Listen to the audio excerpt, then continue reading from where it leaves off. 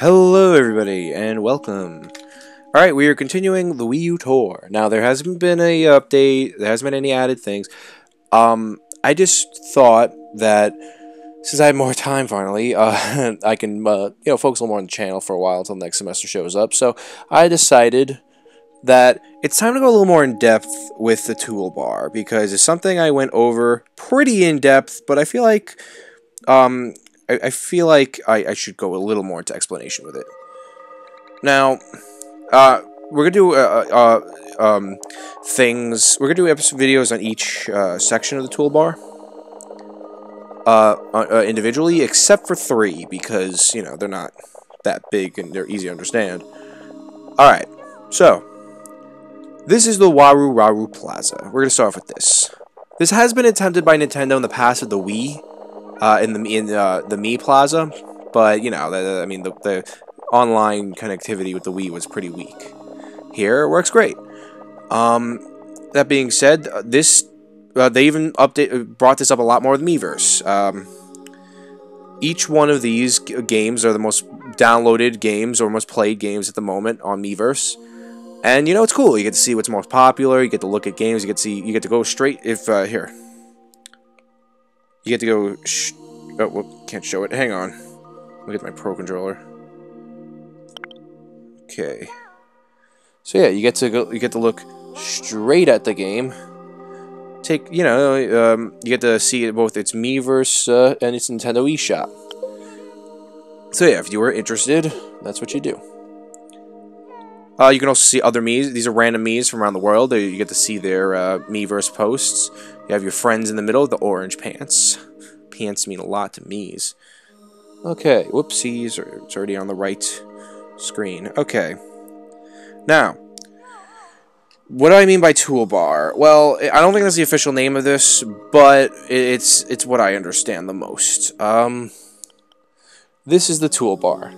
What makes the toolbar interesting is it's also on the home menu here, and I like how they took a while for them surprisingly to add the download management, which we will get to. I have explained this, like I said, in the first Wii U tour, but I feel like that is the longest video in the series because I went through the whole general idea, and I just want to put a little more detail into each one of these. That's why, in fact, this first episode will here because of this explanation will probably be the longest of these, but I'm picking the shortest ones to start with. So we talked about the Waru Plaza. It's not part of the toolbar, but it is something people should be aware of because it is really cool. It's a great idea, all the jazz. And I could also go over stuff like the menus here, but Okay, so the 3 we're going over is the friend list, the notifications, and download management. These are very, very self-explanatory things. Alright. Now, you see this ripple effect around notifications? That means you have a notification. That means there's something you should address to these for something new. This can happen to any one of these. I've never seen to the internet though, or Nintendo TV. I think once on Nintendo TV for the Super Bowl last year, they were giving away like a Nintendo jersey if you used Nintendo TV to watch Super Bowl. And Nintendo TV is really for sports fans more than anything. But yeah, it is cool. I've used it a couple times on Boomerang. Okay, so they'll let me know about Mega Man Anniversary Sale. That's my notification. Yeah, now you'll know what date I recorded this. I mean, it'll probably come up the same day anyway. Yeah, so Mega Man 0 just came out in the Nintendo eShop. I'm starting to love the eShop more and more every day, and we're all going to go over it. You can also go to the internet here. Right here. I can't use a hand to show you, unfortunately, but you see it. You can also opt out next to the internet symbol is they opt out of the messages. But yeah, they have a Mega Man sale going on too. On 5, 6, and 7. I should get 7. I really should. I already have 1 to 6 on my 3DS. I love Mega Man, what can I say? And now the ripple effects are gone because we no longer have it. Alright, over to download management. Download management. I can't speak today. Download management is, again, very self-explanatory. In fact, you can check the download status of software and content here. Please do not disconnect or power off the USB storage device. That'll only be there if you actually have a USB storage device like I do. And you can go to settings here. This is something I did not show off. You can pause downloads anytime you want. It doesn't have to be always done. You can also check for software updates in here and download stuff here. very handy stuff. And what's great about the downloading in the Wii U is it's definitely a next-gen idea, because, you know, people with PS3s know what I'm talking about. You'd have to, updates and downloads happen all the time. You have to wait. No, not on the Wii U, and I'm sure the PS4. I'm not gonna assume this, but I'm assuming that the PS4 and Xbox One do this too. You can, while you're playing your game, or while the console's even off, it'll do the downloading for you. You don't have to watch it. You know, this app is created so you don't have to watch it. It'll take care of its own queue. Of course, if you don't babysit it, it will be slower, but you know, whatever. Now, I don't know why they save certain downloads. These are like from months ago, and this is like a couple weeks. This is from when I got Hyrule Warriors, just like a month ago now. This is from these are from like last summer.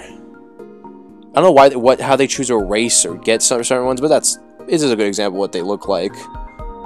When you go in them, while they're downloading, they show the percentage, but also how much megabytes it costs and how close it is to filling up the megabytes during download process. Then installs, and usually when you pop in a new game, it might come automatically with an update and whatnot, but yeah.